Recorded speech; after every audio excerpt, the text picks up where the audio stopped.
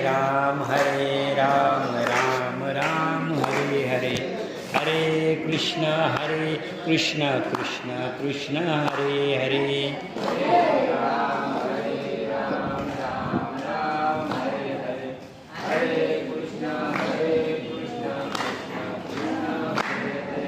हरे राम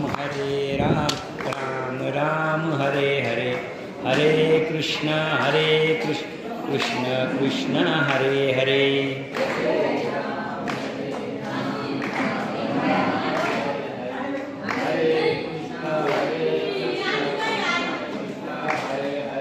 हरे राम राम हरे हरे, हरे कृष्ण कृष्ण कृष्ण हरे हरे।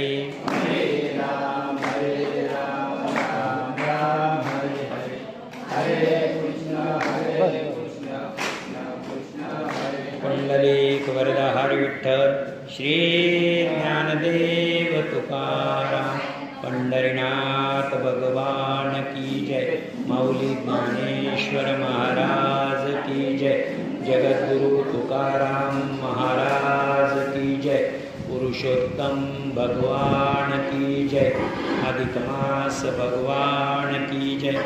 वक्रतुंड महाकाय सूर्यकोटि समप्रभ, निर्विघ्नं कुरु मे देव, सर्वकार्येषु सर्वदा।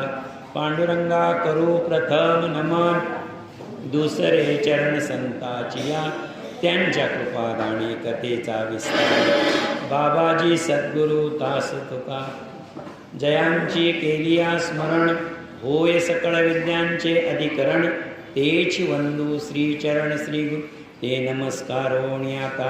काय माझी वाणी मानेन संतांसी, रंजवू चित्तासी आपुलिया, माझी वाणी तुझे वर्णी गुणनाम, ऐसे देई प्रेम काही कळा, मस्तक हे पायावरी या वारकरी संतांच्या। वक्रतुंड महाकाय सूर्यकोटि समप्रभ, निर्विघ्नं कुरु मे देव, सर्वकार्येषु सर्वदा। श्री गणेशाय नमः। लक्ष्मी म्हणेव मत्प्रिया, देवादिदेवा दामोदरा, तुम्ही विप्रसेवेचा सारा महिमा बरा कथियला। आता अधिक मासी निर्मळ, कोणत्या दानाचे फळ काय, ते साध्यंत विवरून सकळ मज दयाळा सांगावे। ते ऐकून वैकुंठीनाथ म्हणे गा प्रिये लोकान, तव प्रश्नाचे उत्तर समस्त सांगतो ऐक। जे कोणी अधिक मासात उत्तम सुपात्र विप्रप्रत यथाशक्ती होमदान देताती, त्यांचे मनोरथ सर्वपूर्ती। 22 आणि 23 अध्याय आपण बघितला, आणि 22 आणि 23मध्ये एक कर्म सांगितलं, आणि ते कर्म म्हणजे स्नान। स्नानावर आपण त्रिदिनी स्नान पाहिले, त्रिकाल संध्या पाहिली, आणि त्रिवर्त स्नान बघितलं।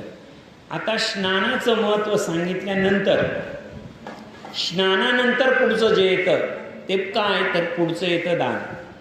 तर आता हा जो अध्याय आहे हा दानासंबंधीन आहे। नीट लक्षात घ्या, आपण 2 पुराणं बघतो इथे फक्त, एक बृहन्नारदीय पुराण आहे आणि एक पद्मपुराण आहे। लक्षात ठेवा, 1 ते 18 अध्याय जे झालेले आपल्याला ते साधारण बृहन्नारदीय पुराणातले, त्याच्यामुळे तो सगळा साधू संतांचा आणि संवाद आहे। म्हणजे वाल्मिक ऋषींचा असेल, अगस्ती मुनींचा असेल, दुर्वास मुनींचा संवाद असेल, त्यानंतर दृढधन्वा राजाबरोबर असेल। परंतु आता जे अध्याय चालू झालेले आहेत ते साधारणपणे पद्मपुराणातले आहेत, आणि पद्मपुराण म्हटलं का लक्ष्मीनारायण, त्यामुळे लक्ष्मीनारायणाचा संवाद आहे हा सर्व पद्मपुराणातला संवाद। आता लक्ष्मी आणि भगवान विष्णूच्या संवादामध्ये भगवान विष्णूला प्रश्न करती इथे लक्ष्मी, इथे प्रश्न देणारे उत्तर देणारे भगवान विष्णू आहे, आणि त्यांना प्रश्न करणारी माता लक्ष्मी आहे। महालक्ष्मीला आता काय सांगतात की मागच्या वेळेस मी तुला स्नानाचं महत्त्व सांगितलेलं आहे, स्नानाचा विधी सांगितलेला आहे। स्नान हे एक कर्म आहे, आणि ते कर्म पार पाडत असताना किंवा स्नान हे विधी पार पाडत असताना कर्म म्हटला तर तो विधिवत झालं पाहिजे. दुसरी गोष्ट, ते जर व्रत म्हटलं तर ते निरंतर झालं पाहिजे. कर्म आणि व्रत याच्यामध्ये तुम्हाला सांगतो, कर्म हे नैमित्तिक असू शकतं, नित्य असू शकतं, प्रायश्चित्त असू शकतं, नीट लक्षात घ्या, आणि काम्य असू शकतं. नित्य कर्म, नैमित्तिक कर्म, काम्य कर्म आणि प्रायश्चित्त कर्म. नित्य कर्म म्हणजे जे आपल्याला रोज करावं लागतं, करावंच लागतं.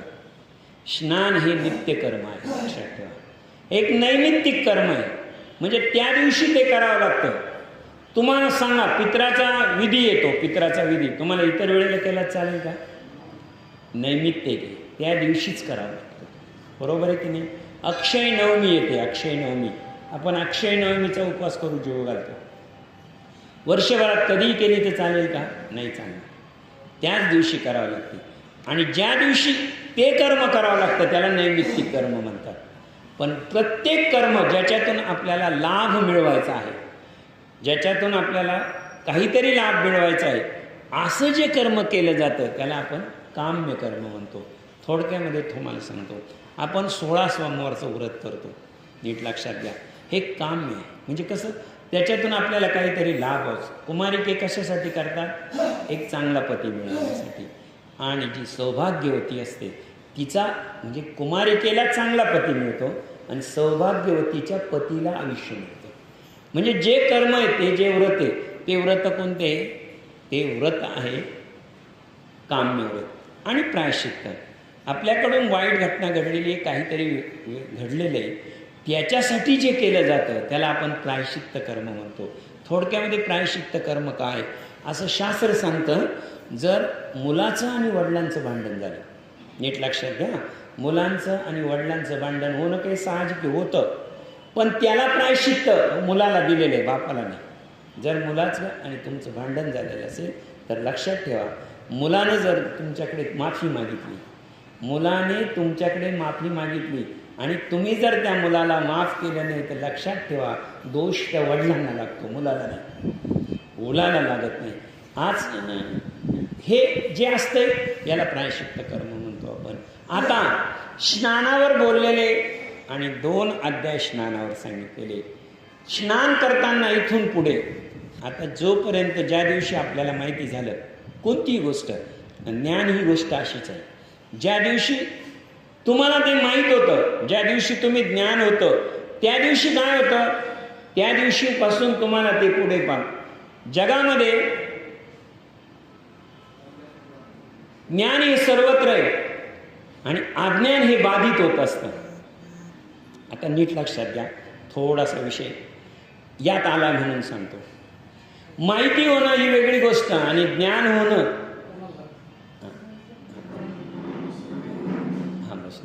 ज्ञान होणं ही वेगळी गोष्ट. तुम्हाला एक सांगतो बरं का, जी गोष्ट दुर्योधनाच्या, नीट लक्षात ठेवा, द्रोणाचार्य हे कोणाचे गुरु होते? हे पांडवांचे गुरु होते, कौरवांचे गुरु होते. नीट लक्षात घ्या बरं. आता मी तुम्हाला 2 शब्द सांगतो, नीट समजून घ्या. धनुर्विद्येची जी माहिती आहे, धनुर्विद्येची जी माहिती आहे ती कोणाकडून मिळालेली? मिळाली कोणाकडून? द्रोणाचार्याकडून मिळाली. कोणाला? पांडवांना मिळाली. मला एक सांगा, काय मिळाली? माहिती मिळाली. आणि एकलव्याला मिळालं ते ज्ञान. लक्षात ठेवा, एकलव्याला मिळालं ते ज्ञान आणि यांना सहवासात मिळते. लक्षात ठेवा, सहवासात जी मिळते ते मिळते विद्या. सहवासामध्ये मिळते ती काय? विद्या, धनुर्विद्या. पण सहवासाशिवाय जे मिळतं त्याला म्हणतात कृपा. काय म्हणतात? लक्षात ठेवा, सहवासाशिवाय जे मिळतं त्याला काय म्हणतात? कृपा म्हणतात. आणि सहवासात जे मिळते त्याला काय म्हणतो? विद्या. आता नीट लक्षात घ्या. हरिपाठाचा 9वा अभंग आहे. विष्णुविने जप व्यर्थ त्याचे ज्ञान, रामकृष्णी मन नाही ज्याचे, उपजोनी करंटा नेणे द्वैत वाटा, रामकृष्णी पैठा द्वैताची झाडणी. नीट लक्षात घ्या, द्वैताची झाडणी गुरुविने ज्ञान, गुरुविने ज्ञान, गुरुविने ज्ञान प्राप्त होतं समजायचं. त्या दिवशी आपल्यावर कृपा झाली. गुरु नसताना जे ज्ञान प्राप्त होतं, लक्षात ठेवा, गुरु नसताना जे ज्ञान प्राप्त होतं त्याला काय म्हणतात? कृपा. आणि कृपा करतात तीन गोष्टी. एक करतं, पहिली कृपा कोणती? तर ईश्वर कृपा. दुसरी कृपा आहे ती गुरुकृपा. आणि तिसरी कृपा आहे ती शास्त्र कृपा, संत कृपा, किंवा शास्त्र कृपा किंवा संत कृपा. वेगळ्या कृपा नाही आहेत या कृपा. मला मुद्दा हा सांगायचा आहे, अधिक मासाचं व्रत करायचं कशासाठी? ज्या काही अधिक मासाच्या घटना आहेत, ज्या अधिक मासाच्या जेवढ्या पुराणामधल्या कथा आहेत, तुमच्या समक्ष तर आता एकही घडत नाही. घडते का तुमच्या समक्ष? एकही घडत नाही. कोणी पाहिलं का यातलं घडतंय का? नाही. मग सहवास नसताना, नीट लक्षात घ्या, सहवासात मिळते ती काय? विद्या. बरोबर आहे.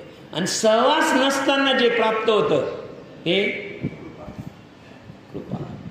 आणि कृपेतून जे सादर होतं ते ज्ञान. लक्षात ठेवा, पुरुषोत्तम भगवंताची कृपा आपल्यावर हवी, आपल्यावर कृपा व्हावी म्हणून हे होते.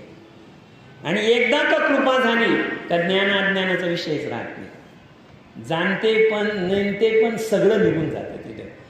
जाणून नेणते करे ऐसे मन, तुझी प्रेम खून देऊनिया. जाणती आणि नेणते पण, तोपर्यंत जोपर्यंत तुम्ही स्वतः अभ्यास करताय तोपर्यंत. ही गोष्ट बरोबर आहे का?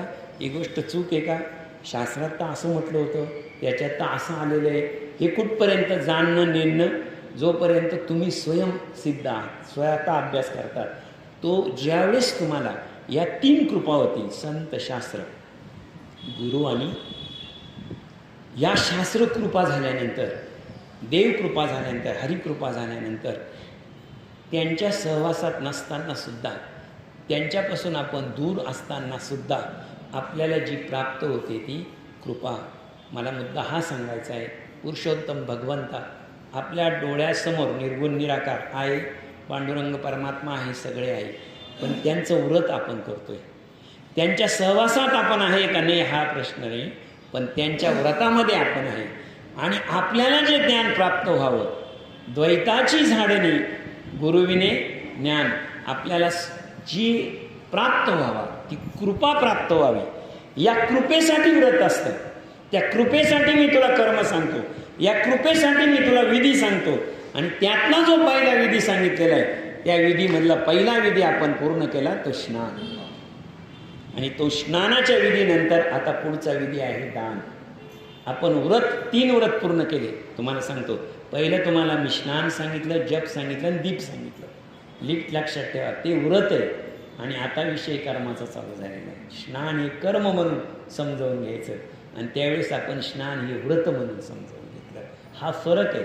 बृहन्नारदीय पुराणामध्ये स्नानाला व्रत म्हटलेलं आहे. काय म्हटलं? स्नानाला व्रत म्हणलं. तेच पद्मपुराणामध्ये स्नानाला कर्म म्हटलं. म्हणून आत्ता जो विषय चालू आहे हा पद्मपुराणातला विषय चालू आहे. आणि पद्मपुराण हे कोणामध्ये संवाद आहे? महालक्ष्मी आणि भगवान विष्णू यांचा संवाद आहे. आणि या दोघांचं मूळ सांगितलं जातं ते एका पुराणात आहे. आणि ते पुराण आहे हरिवंश पुराण. हरिनाम संकीर्तन, हरिवीन सौजन्य नेले काही, तया नरा लादले वैकुंठ जोडले, सकळही घडले मनोमार्ग गेला तेथेची मुकला, हरिपाठी स्थिरावला तोची धन्य, ज्ञानदेवा गोडी हरिनामाची जोडी, रामकृष्ण आवडी सर्व काळ. मुद्दा हा आहे. आता मागच्या वेळेस जे स्नान पाहिलं आपण 17व्या अध्यायामध्ये आणि 18व्या अध्यायामध्ये, ते स्नान काय म्हणून पाहिलं? व्रत म्हणून पाहिलं. आणि आता आपण स्नान जे करतोय ते कर्म म्हणून करतोय. स्नान व्रत असेल तेव्हा फक्त तुमच्या शरीराची आणि आत्म्याची शुद्धी आहे. आणि जेव्हा तुम्ही कर्म म्हणून कराल तेव्हा पितरांचा उद्धार आहे. हा फरक आहे. या स्नानामध्ये पितरांचा उद्धार आहे. आता याच अध्यायामध्ये पुढे विषय येईल, पण अगोदर सांगतो, एकदा पितरांचा उद्धार झाला आणि पितर जर तुमच्याशी प्रसन्न झाले, नीट लक्षात घ्या, हा अनुभव आजपासून पुढे घ्या. या अध्यायाच्या शेवटी आलेला आहे तो विषय. जर तुमच्यावर पितर प्रसन्न असतील, जर तुमच्यावर पितर प्रसन्न झाले तर लक्षात ठेवा तुमचे आई वडील पंजोबा कधीतरी एकदा तुमच्या स्वप्नात येतील. असं झालेलं असतं. माझा अनुभव सांगतो स्वतः. आई वडील आपले वारतात स्वतःचे, इतरांच्या स्वप्नात येतात पण आपल्या कधीच येत नाही, कधीच येत नाही. असं बऱ्याचदा घडतं. ही एक खूण आहे, ही एक खूण आहे की आपल्याला स्वप्नामध्ये दर्शन देणं. स्वप्नामध्ये दर्शन देतो कोण देतो? स्वतःहून दर्शन दिलं गुरूंनी, तुकाराम महाराजांना. आणि जर आपल्या आईवडिलांच्या पितरासाठी तुम्ही हे व्रत केलं अधिक मासामध्ये, निश्चितीने सांगतो तुम्हाला दर्शन दिल्याशिवाय राहणार नाही, होणारच ते दर्शन. या अध्यायाचा शेवट उपसंहार त्यावरच होणार आहे. जे कोणी अधिक मासात उत्तम सुपात्र विप्र यथाशक्ती होमदान देतात त्याचे मनोरथ सर्व पुरत. सुपात्र आणि देता दान देवासहित होतो कृष्ण जन्मावरी दारिद्र्य. अधिक मासा देता गोदान सकळ दुरी ते निरसून. गो लोकसंख्या कल्पजान वास करती ब्रह्मलोकी. जर गाईचं तुम्ही दान दिलं, नीट लक्षात घ्या, हे ग्रंथ जे लिहिलेले आहे, हे ग्रंथ लिहिलेले द्वापार युगामध्ये साधारण नारदांचा आणि व्यासमुनींचा संवाद आहे. त्या काळामध्ये अनेकदा गाई हे धन मानलं जात होतं. लक्षात ठेवा, सुवर्ण हे धन मानलं जात होतं, चांदी हे धन मानलं जात होतं. आज आपण काय म्हणतो? आणि नीट लक्षात घ्या, गोधन, ज्याच्यामध्ये आई शब्द येतो, लक्षात ठेवा, त्याला आपण लक्ष्मी मानतो. त्याला काय मानतो? लक्ष्मी. गाईला आपण लक्ष्मी मानतो, गाई. तसं आपण घरामध्ये शिराई सापडतो बरं का, शिराई सापडतो. शिराई या शब्दामध्ये आई आहे, शिराई या शब्दामध्ये आई आहे, बरोबर आहे की नाही? म्हणून त्याला लक्ष्मीचं स्थान आहे. लक्ष्मी. पैशाला काय म्हणतो आपण? आई. नोटांना आई म्हणतात, म्हणाल का? बरं, आजही आपण लक्ष्मी, लक्ष्मी आपण नोटा हातात असल्या तरी लक्ष्मी म्हणतो का नाही? बरोबर आहे की नाही? पहिलं नाणं कोणतं? पहिलं नाणं भगवान विष्णूनं जे नाव वापरलं ते पहिलं नाणं कोणतं आहे? तर भगवान विष्णूनं पहिलं नाणं वापरलं ते शिवाच्या नावानं वापरलं. कोणाच्या नावानं? भगवान शिवाच्या नावानं.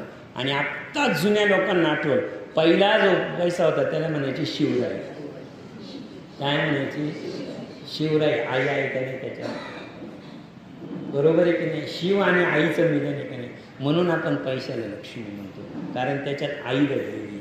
शीत झाडू नका ती लक्ष्मी म्हणू का? आता म्हणतात लोक झाडूलाई, पण नाही, शिराई आहे, त्याच्यात आई आहे. पहिलं नाणं भगवान विष्णूचं काय? शिव हे पहिलं नाणं आहे, त्याच्यात आई, म्हणून काय म्हणतात? शिवराई. आई शब्द आहे त्याच्यामध्ये. मुद्दा मला हा सांगायचा आहे, त्या काळात जे दान दिले जात होते ते कशाचे?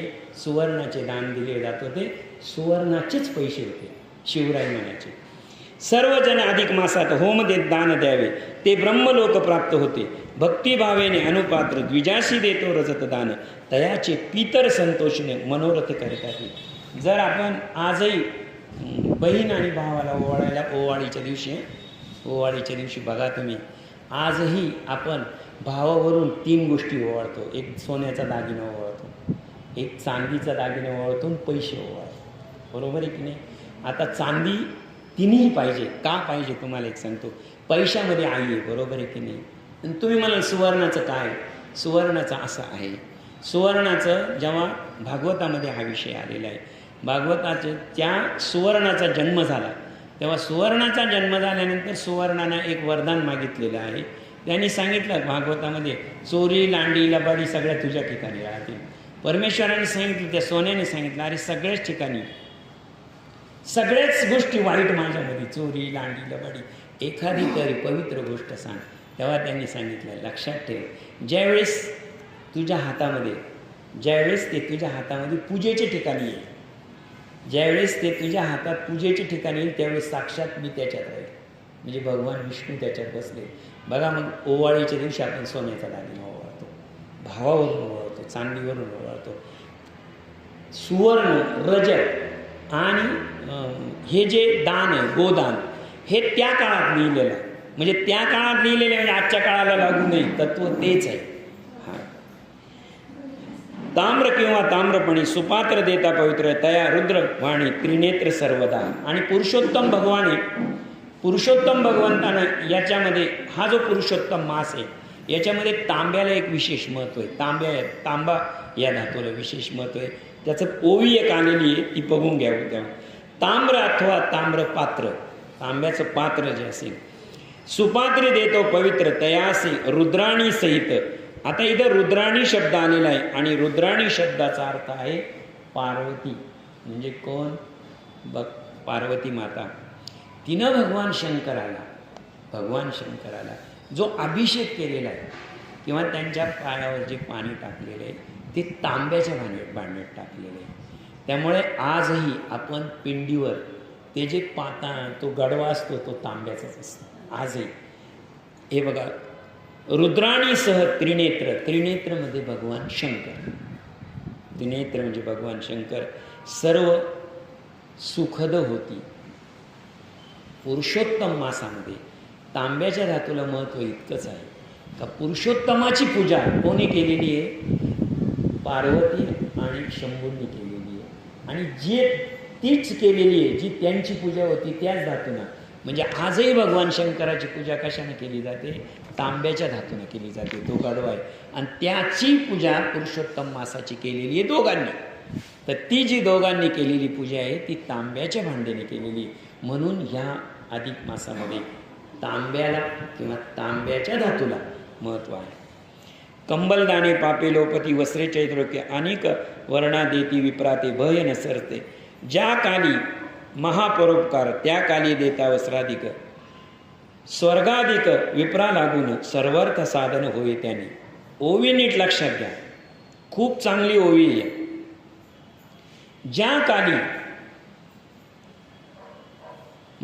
महापरोपकार, दान जरूर द्या, परंतु ज्या काळामध्ये ज्याला ज्याची गरज आहे त्या काळामध्ये जर तुम्ही दान दिलं ज्या काळामध्ये ज्याला गरज आहे त्या काळामध्ये जर त्याला गरज दिलं तर लक्षात ठेवा ओवी अशी आहे, स्वर्गाधिक विप्रा लागून सर्वार्थ साधन होईल.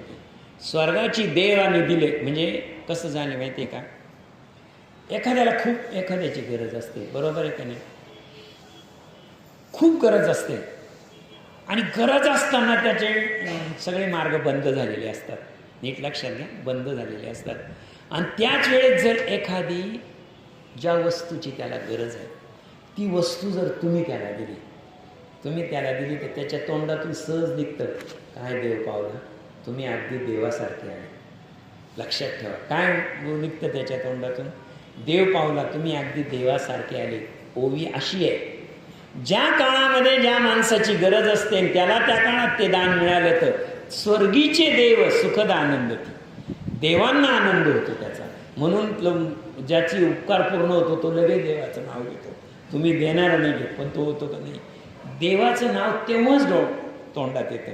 माझी वाणी तुझे वर्णी गुणनाम. माझ्या वाणीमध्ये तुझं नाम तेव्हाच होतं जेव्हा त्याची काहीतरी कृपा होते. आपल्या हृदयातून तर नाव घ्यायचंच असतं, परंतु लक्षात ठेवा आपण म्हणतो लगेच देव पावला.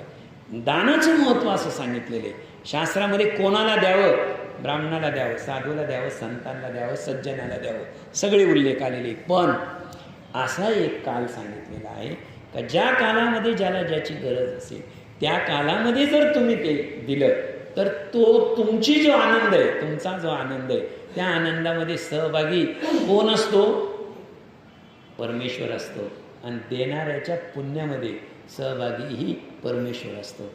दान दिल्याचं पुण्य परमेश्वराकडून मिळतं आणि मिळाल्याचा जो आनंद असतो त्या आनंदाचा भागीदार तुमचा ईश्वर असतो. म्हणजे दोन्ही बाजूने ईश्वर प्रसन्न होतो.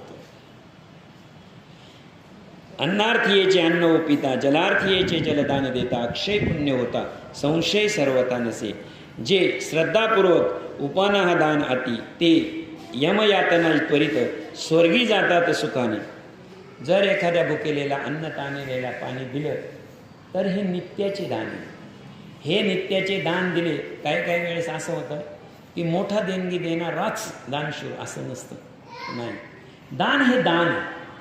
त्याची रक्कम आणि त्याची किंमत तुम्ही ठरवलेली आहे किंवा तुम्ही ठरवता. पण ओवी अशी सांगितलेली आहे काय? जे श्रद्धापूर्वक दान अर्पिती, देणाऱ्याची श्रद्धा पाहतो ईश्वर दानाची किंमत नाही पाहत. दानासाठी दोनच गोष्टी पाहिल्या जातात. एक, ज्याला गरज आहे त्याची गरज पाहिली जाते आणि देणाऱ्याची श्रद्धा पाहिली जाते. या पलीकडे द्रुत आणि द्रुतापात्र अक्षय सूर्यलोक होता, तिल पात्राचे दान द्यायता, दीपक होय सर्वार्था. तुम्ही एखाद्या वेळेस असं म्हणाल की मला दान करायची खूप इच्छा आहे, पण माझ्या नजरेमध्ये कोणी चांगलंच दिसत नाही. होतं बरं का कधी कधी. दान देणारे खूप आहे, दान देणारे खूप आहे. लक्षात ठेवून दान घेऊन त्याचा चांगला वापर करणारे कमी झाले. लक्षात ठेवा. मामासाहेब दांडेकर म्हणायचे, सोन्याचे कुबडे देण्याची तयारी, सोन्याची कुबडे देण्याची लोकांची तयारी राहील, फक्त अपंगामध्ये पाऊल उचलण्याची शक्ती राहिली पाहिजे. कुबड्या दिल्याने त्यांना पाऊलच उचलायचं नाही, त्या कुबड्यांचा काय उपयोग आहे? पाऊल उचलण्याची शक्तीच म्हणजे तुमचे सद्विचार.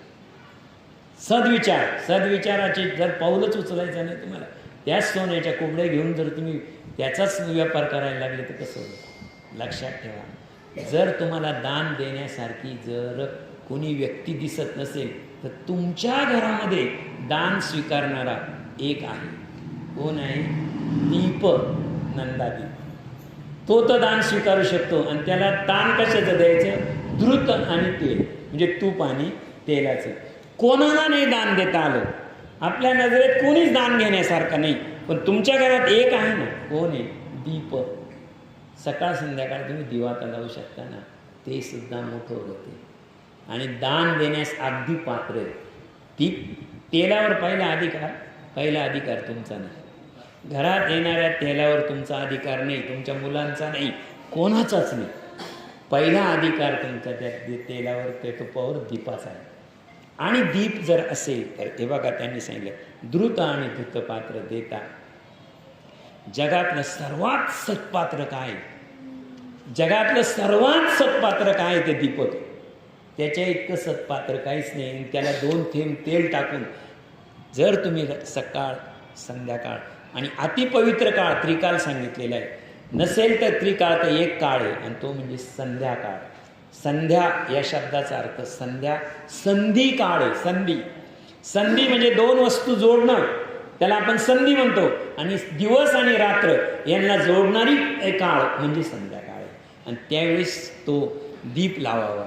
जर तुम्हाला दान कोणतंही करायचं असेल आणि कोणत्याही दानाला योग्य व्यक्ती मिळाली नाही तर तुमच्या घरात दीप आहे आणि ती योग्य दान आहे. वर्षभर पुरेल इतके धान्य, वस्त्रभरणी संयुक्त धृताधिक संवत्सर अतिउच्चम घेऊन या. तुम्ही वर्षभर पुरल एवढं धान्याची काळजी करता ना, तितकीच काळजी वर्षभर दीपाला तेल पुरल इतकी करावी. म्हणजे आपल्या मुलांची जेवढी आपण काळजी करतो, आपल्या शरीराची काळजी करतो, तितकीच काळजी कोणाची? वर्ण संयुक्त धृताधिक संसार वर्तमान अतिउत्तम घेऊन या. आदी शिवासमज अर्चुन जे सदा द्विज पूजन, जे सदा द्विपाशी पूजन, तयासी अधिक मास द्वादशी पूर्ण विशेष दान देतीचे. आता द्वादशीचं मी महत्त्व तुम्हाला सांगितलेलं आहे. आणि द्वादशीच्या दिवशी जर एखाद्याने दान केलं, नीट लक्षात घ्या, केलं, ते मानव कृतकृत्य होती जानप्रिय. त्या धान्य दानापरिपथ्य नसेच कोण सशक्त आणि अशक्त जानाते स्वइच्छेत वसिले तेथे कैशाही प्रयत्न सध्याने द्रुत दान देईचे. जर एखाद्याला प्रसाद देतो आपण, एखाद्याची प्रसाद आपण तीर्थप्रसादाची जी कथा आहे त्या कथेमध्ये असंच आहे, प्रसादाचा अपमान येतो, बाकी काही नाही त्या कथेमध्ये. ती कथा तशी पुराणामध्ये, म्हणजे कोणत्या पुराणात आणि हे मी तुम्हाला सांगेल, पण अजून माझ्या त्या पुराणापर्यंत पोहोचलो नाही. पण जर तुम्ही द्वादशीचं अन्न खाल्लं स्वतः जरी, तरी ते प्रसाद म्हणूनच असतं. द्वादशीच्या जेवणाला जेवण म्हणू नये, तो त्या दिवशीचा प्रसाद आहे द्वादशीचा. धृतदानाहून श्रेष्ठ पृथ्वी माझी नाहीच जाण, सप्तधान्याचे दान करिता सप्तशीची लागते. गोमूत्र कृष्ण श्वेत हे 3 तिळाचे समस्त, मज ते देवाप्रत अत्यंत आवडती. मनोनी प्रिये तिल दान भक्तिभावे करिता की जे अनुदान, अधिक मासी जो विशेष दान नित्य नियमाने करावे. ससुवर्ण तिल दान करता अभिष्ट होय सर्वर्था, अधिक मासी नित्य नित्य जसे शुभ कर धृत एलादी पदार्थयुक्त शुद्ध शर्करा पाके. वर्णन पा कशाचे, शुद्ध तूप आणि शुद्ध दूध. काय सांगितलं, दोन गोष्टी तर कळाल्या तुम्हाला. शुद्ध धृत, शुद्ध शर्करा साखर, शुद्ध दूध सांगितलं, शुद्ध पंचामृत सांगितलं, शुद्ध शर्करा सांगितली. आणि बालजना माझी आनंद देत असे लाडू करून या. आणि जर याचा ज्यामध्ये दूध आलं, ज्यामध्ये साखर आली, ज्यामध्ये तूप आलं आणि आपल्या आता रव्याचे नाही पण लाडू बनवण्यासाठी रवा लागतोच ना, म्हणजेच आपण जो तीर्थप्रसाद करतो तो तीर्थप्रसाद. आणि नाना वस्तू मधुर धृतपाक मोदक निर्विघ्नपणे सिद्धीस जाती जाण निश्चय इंदरे फार काय सांगू. आता एवढ्या गोष्टी सांगितल्यावर तुम्ही म्हणाल हे आमच्याच्यानं होईल, नाही होईल, नाही होणार. तर पुढे पाहत दानावनी श्रेष्ठ नाही काही कर्मावनी पृथ्वीवनी सुसाध्य मनोनी सर्वी सुकर्ती होय देण्याची सुख इय पात्र. दाने धन्य धन्य पुत्र पौत्र मिळती सुमित्र दानेची. दाने सकळ इच्छा पूर्ती दानेची सर्व पापे लोपती.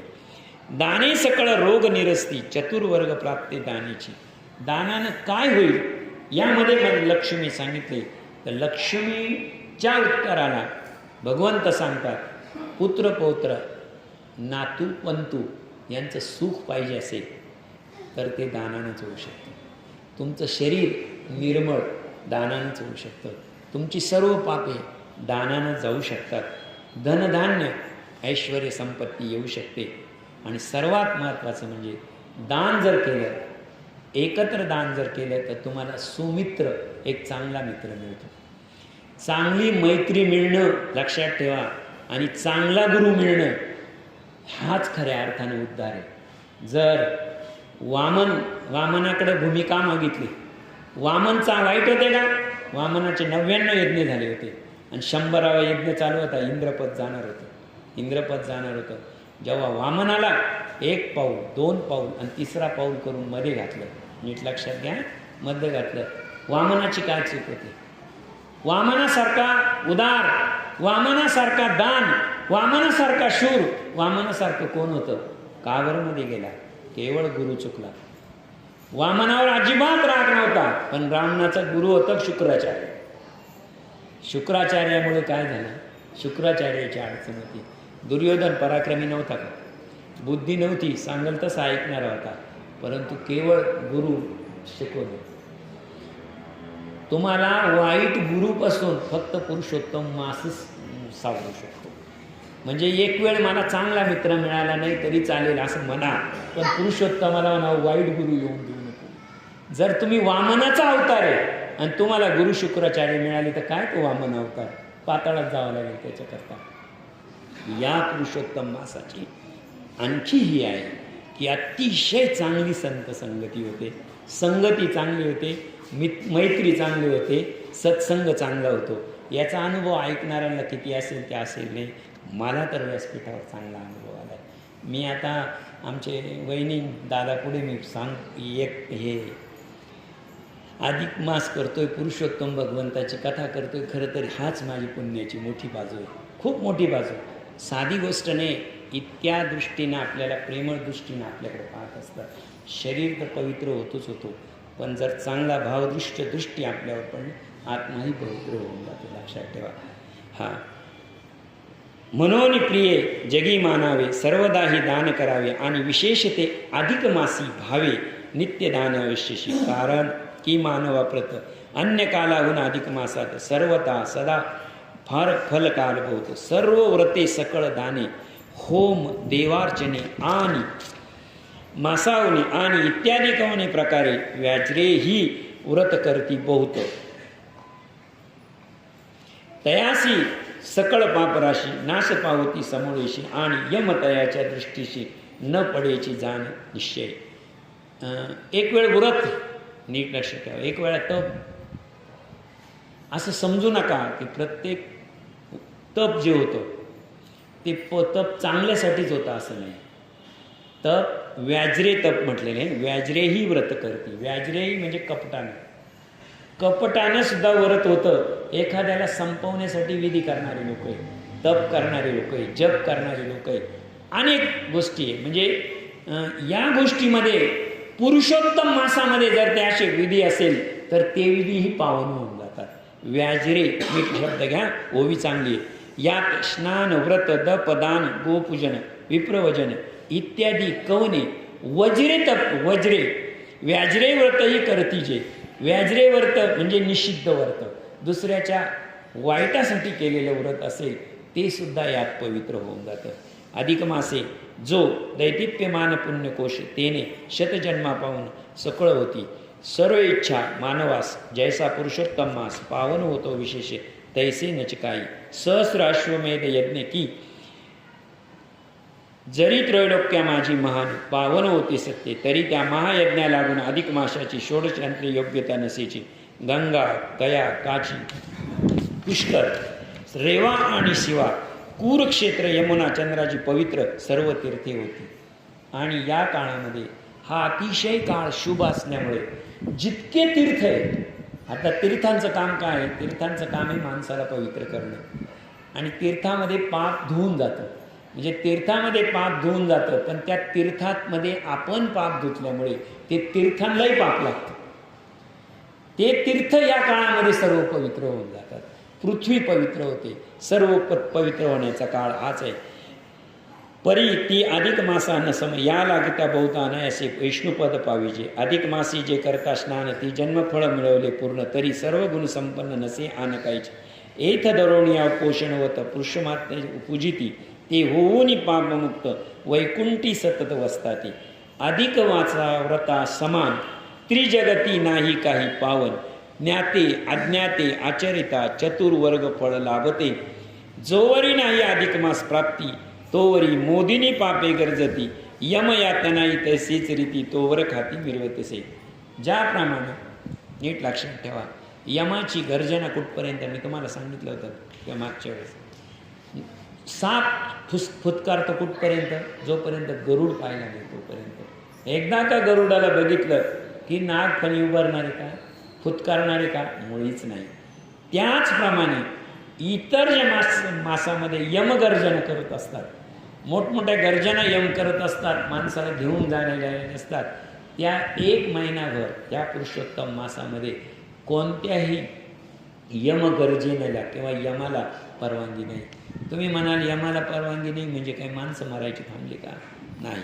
मी तुम्हाला दूत सांगितलेले परवाच्या दिवशीच्या अध्यायात आलेले यमदूत, शिवदूत आणि विष्णुदूत, हा शिवदूतांचा काळ आहे. हो. तो वरी स्वभूमीशी पेरता बीज, जैसे असंख्य होई सहज, तशी अमृतवली सतेज असंख्य कुमारे. की लाविता दुर्वांकुर एकतेने वेगळे होते, तैसे अधिक मासी अलौकिक पुण्य वाढते सकळीक. मनोनी सकळी सर्व भावे अधिक मास व्रत आचारावे. ऐसे सांगता श्री माधवे लक्ष्मी तया ते विनवती. अहो देवा अधिक मास व्रता यथाशक्ती भावे आचरता, कैसे फळ देवे या तत्वता. हे माझी सत्वता सांगते. भगवान विष्णूंना म्हणते, तुम्ही दान खूप सांगितलं, खूप व्रत सांगितले, खूप नियम सांगितले, खूप सगळं सांगितलं, एका माणसाने एवढं कसं काय करायचं? बरोबर आहे ना? काहीतरी एकच करता येईल. इतके नियम, इतकं सगळं कोणत्या एका माणसाला सगळे नियम पूर्ण करता येणार नाही, सगळे व्रत एका माणसाला करता येणार नाही. त्याच्यामध्ये त्यांनी काय सांगितलंय? यथाशक्ती. त्यावेळेस भगवंत काय सांगता? अहो देवा अधिक यवा ऐकोनी चक्रपाणी लक्ष्मीशी म्हणे सिंधू नंदिनी, एथर्थ तुझं लागुनी सांगतो. सिंधू नंदिनी म्हणजे समुद्राची मुलगी. तुला मी सांगतो, हे सगळंच एकानं करायचं असं नाही, सगळंच एकानं करायचं नाही, यथाशक्ती करायचं. हे सर्वात महत्त्वाचं आहे. जे काही करायचंय ते यथाशक्ती करायचंय. त्यानं केलं आणि मी नाही केलं, हा न्यून भाव किंवा त्याच्यापेक्षा मी चांगलं करीन, हा अहंकार अजिबात येता कामा नये. यथाशक्ती, ज्याची जशी शक्ती असेल तशी. काही नाही केलं, काही नाही केलं, आणि खरंच सांगा, काही न करता मौन धरलं आणि पुरुषोत्तमाचं जर तुम्ही स्मरण केलं, भगवान विष्णूचा जप केला, भगवान श्रीकृष्णाचा जप केला, सर्वात मोठं स्नान सांगितलेले, सर्वात मोठं पुण्य सांगितलेलं आहे. सिंधुना हा इथं पूर्वी अरुंधती आणि गिरीसुता. गिरीसुता यांचा संवाद चालला असता गिरिजे लागी वसिष्ठ कांता जोडून या विनिता. या यथाशक्तीचं सांगतो तुम्हाला दानाचं. मला सांगा भगवान शंभो शिव काय आहे शिवाची संपत्ती? अहो राख आहे अंगावर आणि एक चांबड आहे फक्त ते वाघात. वरती काय आहे? आणि त्याची पत्नी कोण? पार्वती. सांगा बरं आता नवराच जर असा आहे तर त्या बायकोची काय ऐपत राहणार? ज्याप्रमाणे त्यांनी सांगतात ज्याप्रमाणे पार्वतीने संसार केला तिनं जे आयुष्यात केलं ते सगळं यथाशक्ती केलं. पार्वतीनं यथाशक्ती केलं. पार्वतीची काय यथाशक्ती. नवरा गरीब आहे. आता भगवान विष्णू म्हणजे कोण? आता लक्ष्मीचा पती. लक्ष्मीचा पती. आता भगवान विष्णू काय? भगवान विष्णू म्हणजे ऐश्वर्य आहे. त्याच्या एकदम उलट परिस्थिती म्हणजे भगवान शिव. भगवान शिव काय? पण नीट लक्षात घ्या. आता इथे एक मर्म सांगतो. भगवान विष्णू म्हणजे काय? अहो भगवान विष्णू म्हणजे सुवर्ण सोन्यावर शेष नारायण हे सेवेला त्यांच्या. बरं झोपलेले कुठे आहे? क्षीर समुद्रामध्ये. बरोबर आहे की नाही? समुद्राचे असं नाही क्षीर समुद्र. बरं सेवा करायला कोण आहे? लक्ष्मी आहे. ती समुद्राची मुलगी आहे. ती काय कोणत्या या गावची त्या गावची नाही. समुद्रच 71% पाणी आहे आजही पृथ्वीवर आणि त्याची मुलगी आहे ती. 29%च फक्त जमीन आहे. हिशोबानं जर केलं आज हिशोबानं केलं तर समुद्राची एकुलती एक मुलगी आहे ती. एकुलती एक मुलगी आहे. आणि समुद्रात पाणी किती आजही म्हणतात पृथ्वीच्या किती पट आहे? 2.5 पट आहे असं म्हणतात. मला सांगा बरं अख्खं पृथ्वी जेवढी आहे तेवढी पृथ्वी एकाच्या मालकीची आहे का? नाही ना. या पृथ्वीवर अनेक मालक आहे. जमिनीचे तुकडे टाकले इथे. आता जमिनीचे तुकडे कितीतरी तुकडे कितीतरी देश. प्रत्येक देशाची संपत्ती वेगळी आणि ह्या जगाची अख्खी संपत्ती वेगळी एकत्र करा. पृथ्वीची संपत्ती एकत्र करा आणि जितकी होईल त्याच्या 2.5 पट समुद्र आहे. किती होईल त्याच्या? आणि त्याची एकुलती एक वारस लक्ष्मी. आता तिची श्रीमंती विचारा आणि तिच्या पतीची श्रीमंती विचारा. किती श्रीमंत किती श्रीमंत. बरोबर आहे की नाही? आता तुम्हाला सांगतो याच्या उलट आता तुम्ही भगवंताकडे जा. भगवान शिवाकडे कैलास पर्वतामध्ये बसलेले वैकुंठाला बसलेले ते त्यांचं स्थान नाही. ते फक्त तपश्चर्याला बसलेले. त्यांचं स्थान आहे स्मशानभूमी. कुठे राहतात भगवान शिव? स्मशानभूमीच त्यांचा वास आहे. म्हणून ते सगळे आगोरी करणारे रात्री 12 वाजता शंकराची पूजा करतात कारण ते तिथे राहतात. दत्तप्रभू सगळे पृथ्वीवर राहतात. आता मला एक सांगा स्मशानामध्ये राहणारा रांगाला राख चोळलेला किंवा स्मशानामध्ये येणं जाणं असलेले व्यक्ती आणि अंगावर भस्म सोडून काही नाही अंगावर भस्म आणि अशा माणसाचा अशा माणसाची पत्नी लक्ष्मीचा आणि पार्वतीची तुलना करा. ती कुठं आहे श्रीमंती आणि ही कुठं आहे? आता मी तुम्हाला भक्त सांगतो बरं का. आता भक्तांचा भगवान शंकर कसे? एकदम गरीब साधे भोळे पण त्यांचे भक्त सगळे श्रीमंत. रावण कोणाचा भक्त? कोणाचा भक्त?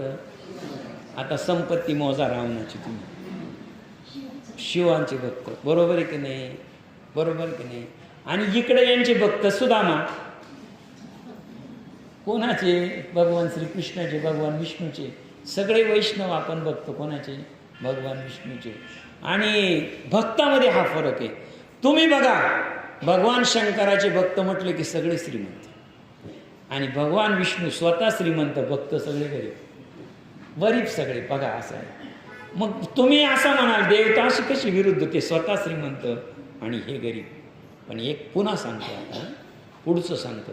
भगवान विष्णूचे जेवढे भक्त आहेत सगळे सात्विक. भगवान शंकराचे जेवढे भक्त आहेत सगळे तमोगुणी. भगवान शंकराचे सगळे. फरक हा आहे की जसं एखादं तुम्ही आता पात्र म्हणतो आपण पात्र याचा खूप असा चांगला हे खूप चांगलं याचा समन्वय या 2 पुराणाचा पद्मपुराणात समन्वय आलेला आहे. शेवटी एका इतके ऐश्वर्यवान भगवंत आणि त्यांचे भक्त गरीब का?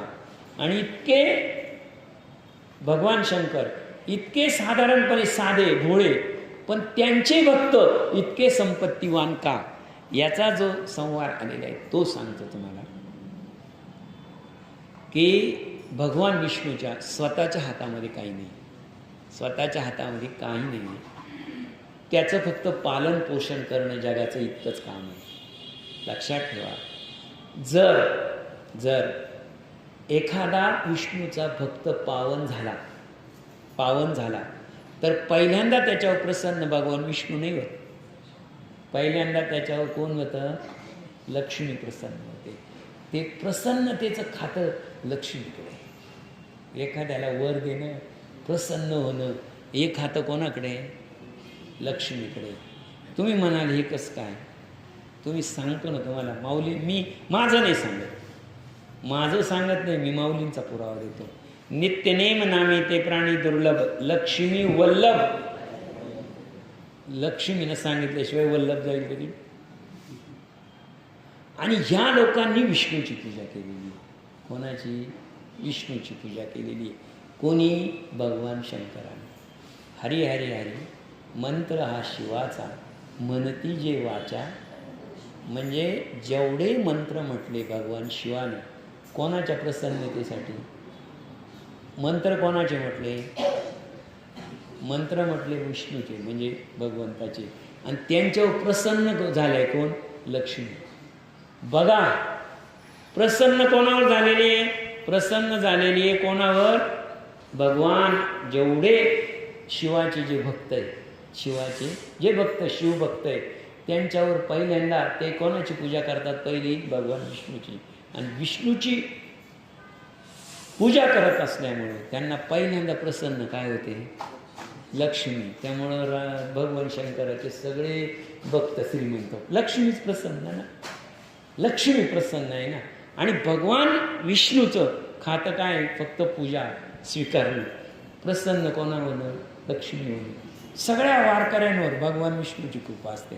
सगळ्या वारकऱ्यांवर भगवान विष्णूची कृपा, सगळ्या वैष्णवांवर वैष्णूची कृपा.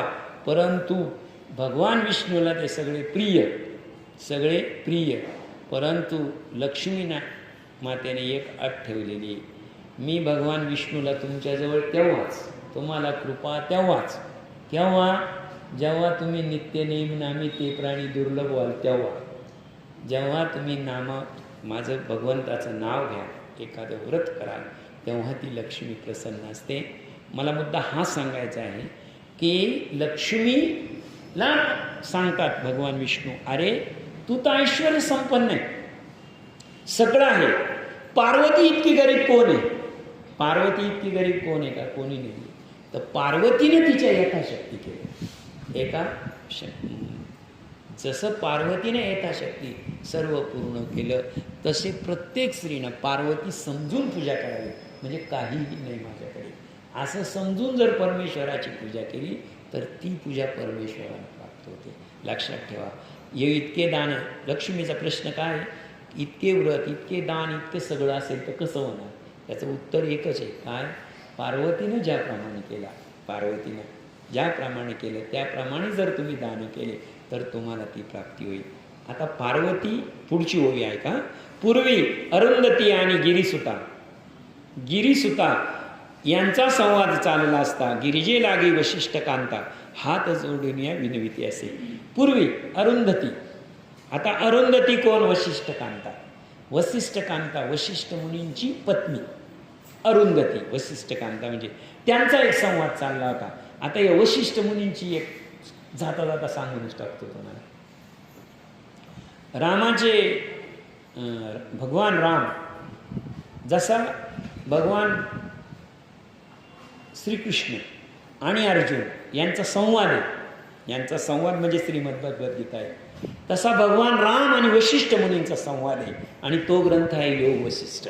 अतिशय चांगला ग्रंथ, सूत्रबद्ध आहे, ओवीबद्ध आहे आणि सहज समजेल असा आहे. खूप चांगली सूत्र आहे.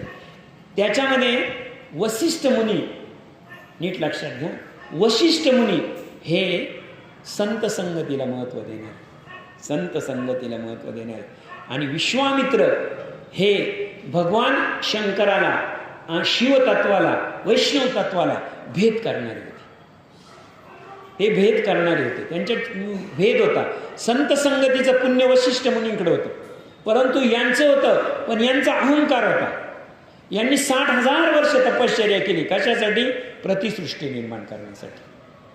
म्हणजे यांचा अहंकार होता. म्हणजे विश्वामित्र, त्यांना बोलण्याचा आपल्याला अधिकार नाही, ते महानच, परंतु ती जी तपश्चर्या झाली होती तिला एक प्रकारचा अहंकाराची झालर होती, किनार होती. वसिष्ठ मुनींची जी सत्संगती होती ती अतिशय पवित्र आणि पावन होती.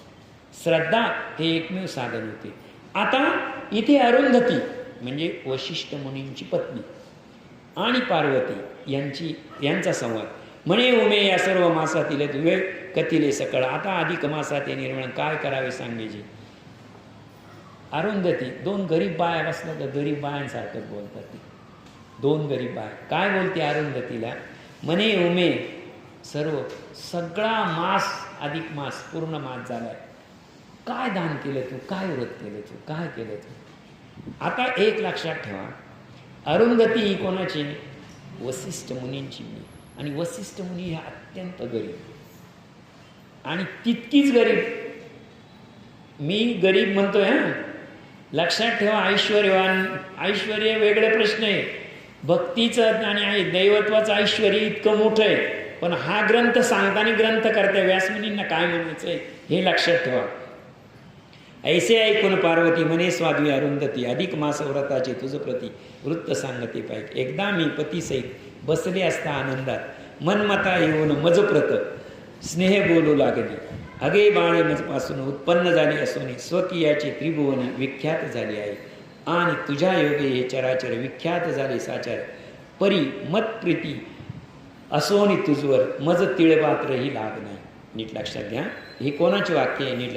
एकदा मी पतीसहित बसले होते आनंदात. पार्वती सांगते, पार्वतीचा संवाद किती छान आहे हे बघा. हे तुझ्या योगे चराचर विख्यात झाले साचार. परी मतप्रती असून तुझवर मज तिळ मात्रही लागणे. हे म्हणतात भगवान शंकर, माझ्याबरोबर तुला राहून सर्व चराचर म्हणजे जीवसृष्टी चालते, सगळं चालतंय, पण तसा लाभ काय? पुढे बघा. आणि तू सर्व प्रसिद्ध त्रिजगती, माझे ते गृहाची ख्याती, तरी तुझे नाम सर्वजण जगती न जाणतेच कोणीचे. जेथे तू साहसी तरी ब्रह्मादिक सती, तरी तुझे पावले महास्थानी, तरी कोणी माझेशी बोलना. मास पक्ष परवे आणि दिन तव व्रती व्यापेले संपूर्ण, स्वर्गा माझी सुवती जाण तव पूजन करताती.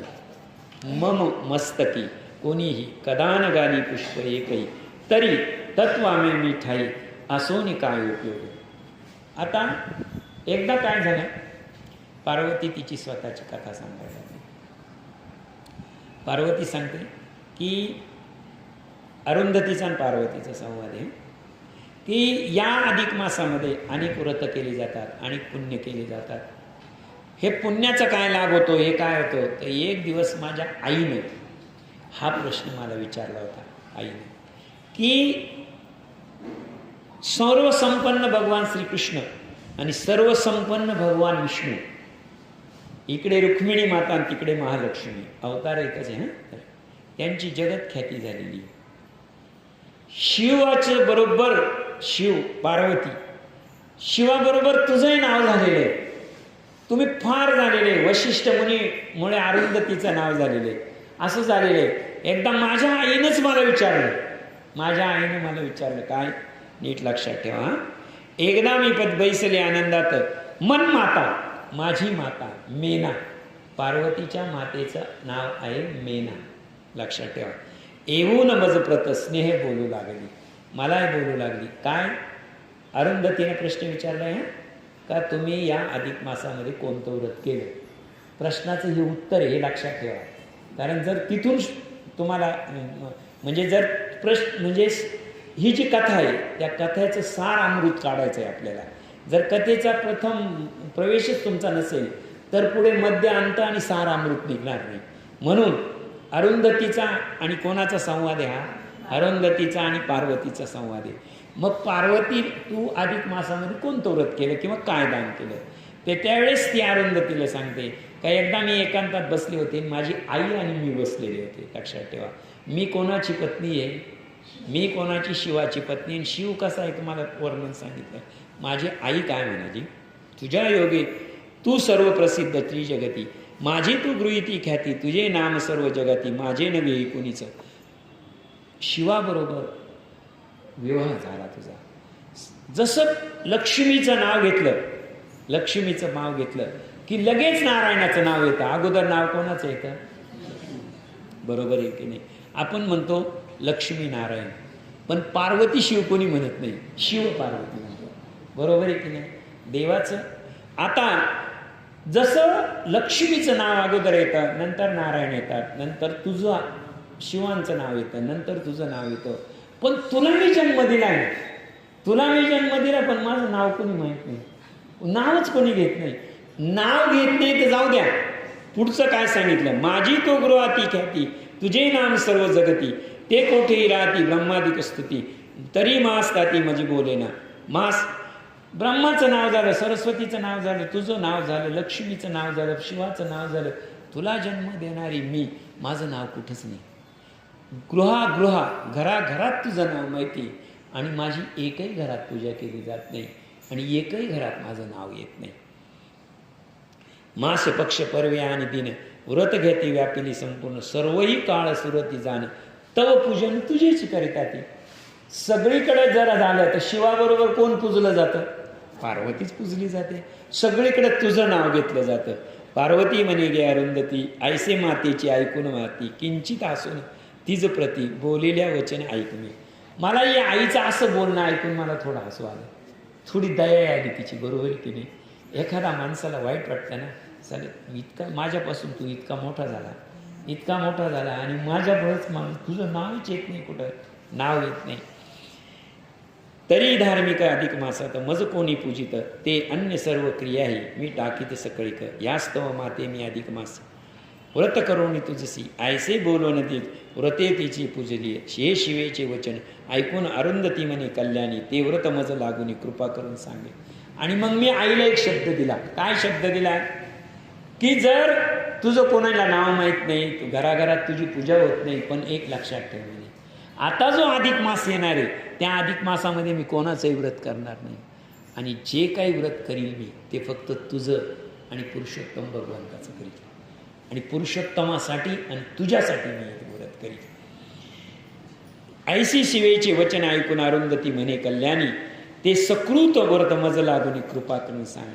जर इतकं मोठं व्रत तू करणार आहे तर ते व्रत कसं करणार आहे हे तू मला सांग. कोण सांगतं हे? अरुंधती, वशिष्ठांची पत्नी. अत्यंत धार्मिक अधिक मास, तो न व्हावा कदापि ओस, तरी तयाचा नियम विशेष विसरून मज सांगू. ऐसे अरुंधती वाणी ऐकोनी श्री भवानी, म्हणे ऋषीपत्नी साजनी उत्तम विनवणी केलीस. तरी अधिक मासाते जे व्रत करावे सांगते यथार्थ, ते मनोमातेच्या खाद्यार्थ. खाद्यार्थ शब्दाचा इथं शास्त्र शब्द आहे. खाद्यार्थ शब्द मी तुम्हाला सांगतो.